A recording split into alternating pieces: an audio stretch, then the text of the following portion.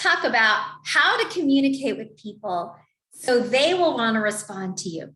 The first question that you want to ask is, well, what type of communicator are the people I'm trying to reach?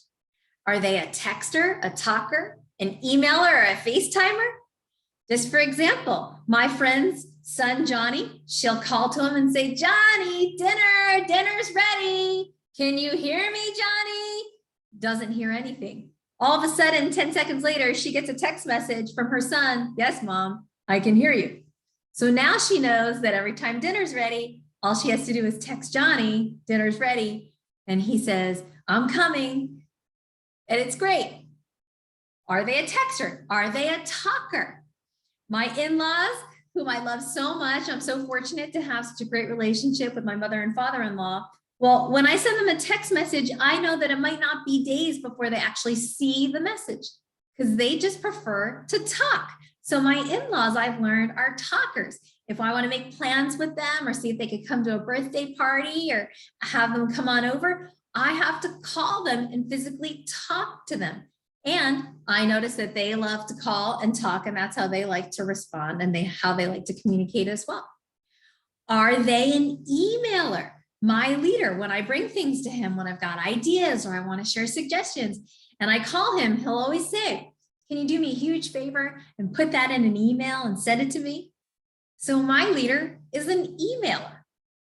Are they a FaceTimer? My good friend Arissa, I love it when I get video messages from her. She either likes to physically talk by FaceTime or she loves to send messages on video. So I love these messages I get from her where I could see wherever she's walking or if she's at home with the grandbaby. And she'll just send me these great video messages where I could see her hand movements and her smile. And she responds even more when I send her video messages back. Now there's also a new thing called voice text. Voice text where you can literally, someone gets a text message and it looks like an audio and you could just hit play and listen to the voice text because, you know, who's listening to their voicemail anymore? At least I know I'm really bad at that. So if you call me and leave me a voicemail, I am so sorry if I don't get back to you because I didn't see your voicemail for an entire week, but I'll see a voice text. And I love voice text because it hurts for me to like text with my thumbs. And so I love being able to just leave a voice message, but then send it straight to your text. Are they a voice texter?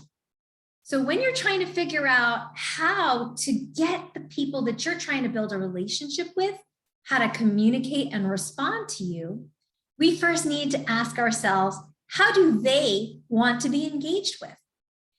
But in order to figure it out, at first, when our relationship with that person is brand new, we sometimes need to send them communication bullets. So in sales, I always recommend when you're first starting out with a prospect and getting back to them with the information they requested, send them a text, leave them a voicemail, physically call them, send them an email, and send them a video message saying hello and introducing yourself, and then send them a voice text.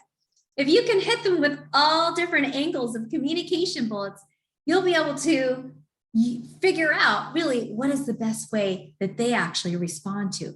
And the way that they respond, you'll typically find this, the way that they want to have the majority of their communication. And the more that they hear from you, the better.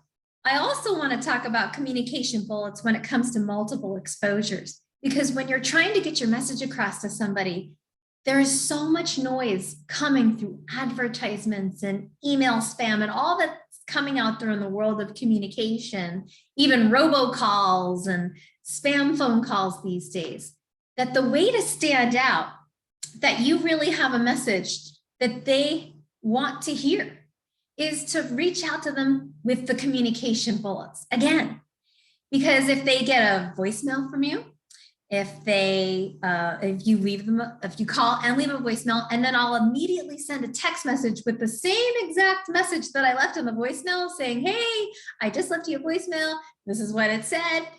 I'll usually either get a call back from them if they're a talker or a text back from them if they're a texter.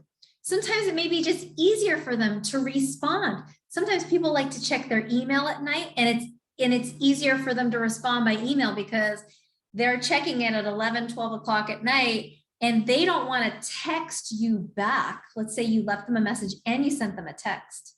They don't want to call you at 11 o'clock at night. They don't want to text you back at 11 o'clock at night because they don't want to wake your family up. So if you also sent them an email, they'll be able to respond to that email. And here you are showing up in their lives in the different communication channels as well. So you must be a real person and stand out from the crowd. So hopefully you're able to get a little bit of nuggets today on how to communicate with people so they will want to communicate with you. Go out there and make it a great day doing it, whatever it is that you do to save and love the world.